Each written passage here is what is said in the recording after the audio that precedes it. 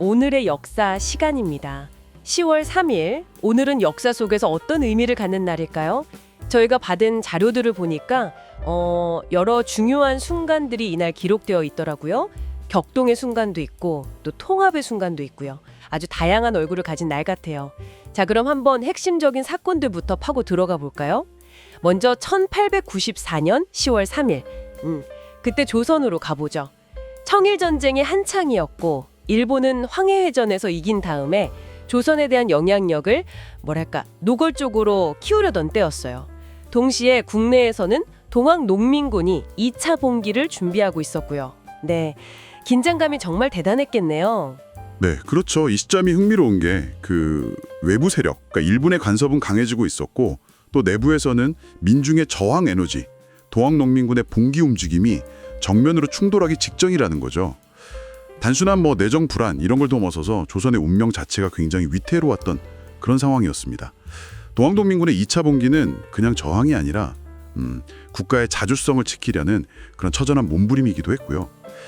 이런 국내외적인 압박이 결국 역사의 큰 변곡점을 만들게 된 거죠. 정말 숨막히는 상황이었겠네요.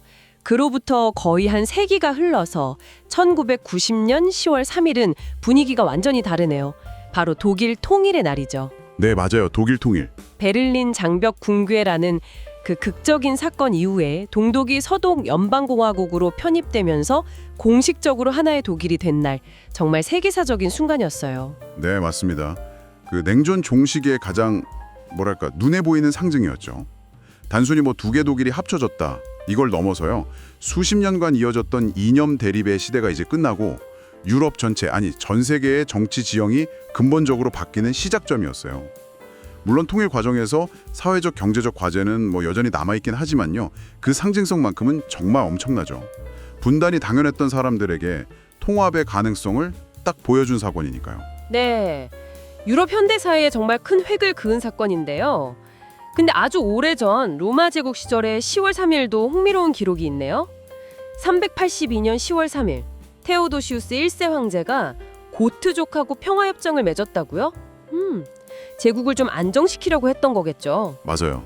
그때 로마는 계속 이민족 침입 때문에 골치가 아팠거든요. 그래서 고트족과의 협정은 단기적으로는 제국 동쪽 국경의 안정을 가져다 주긴 했어요. 근데 여기서 좀 재미있는 지점은 이 협정이 고트족을 포이데라티라고 부르는데, 그러니까 자치권을 가진 동맹군으로 제국 영토 안에 살게 하는 방식이었다는 거예요. 제국 안에 이민족 군대를 받아들였다?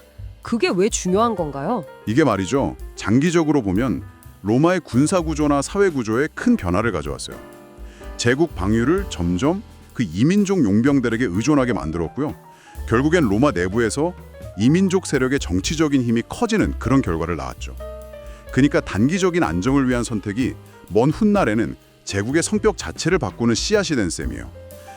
역사의 아이러니 같은 거죠. 단기적인 처방이 예상치 못한 장기적 결과를 낳는다. 이건 시대를 초월하는 교훈 같네요. 비슷한 맥락일 수도 있겠는데 1987년 한국의 10월 3일도 변화의 열기가 아주 뜨거웠던 시기였죠. 6월 항쟁 이후에 민주화 요구가 막 터져 나오면서 노동 현장에서도 목소리가 커졌고요. 특히 그 주요 산업 현장에서 파업이 계속 이어졌다고요? 네, 1987년의 노동운동은 그냥 임금 인상이나 근로조건 개선 이걸 넘어서는 의미가 있어요. 6월 항쟁으로 터져나온 그 민주화 열망이 사회 전반으로 확산되면서요. 노동자들이 사회 구성원으로서 정당한 권리, 또 민주적인 참여 이런 걸 요구하기 시작한 거죠. 이 시기의 경험이 이후 한국 사회의 노사관계뿐만 아니라 시민사회 발전에도 굉장히 중요한 밑거름이 됐습니다. 오랫동안 억눌렸던 목소리가 터져나오면서 사회구조 개혁의 동력이 된 중요한 사례라고 할 수 있죠. 자, 오늘 이렇게 몇 가지 10월 3일의 역사적 단만들을 살펴봤습니다. 조선 말기의 경랑부터 시작해서 냉전 종식의 상징인 독일 통일, 또 고대 로마의 중요한 결정, 그리고 한국 현대사의 민주화 과정까지 정말 다양한 사건들이 이날에 기록되어 있네요. 네, 이렇게 특정 날짜에 일어난 사건들을 한번 쭉 꿰어보면요. 시대와 장소를 넘어서 반복되는 어떤 역사의 패턴 같은 게 좀 보여요. 예를 들면 외부 압력과 내부 동력의 충돌, 이라던가 통합과 분열의 갈림길 같은 거요. 또 단기적인 결정이 가져오는 장기적인 파장 같은 것들이죠. 결국 역사는 그냥 과거 기록이 아니라 현재를 비추고 또 미래를 생각하게 하는 거울인 셈입니다. 그렇다면 이런 질문도 던져볼 수 있겠네요.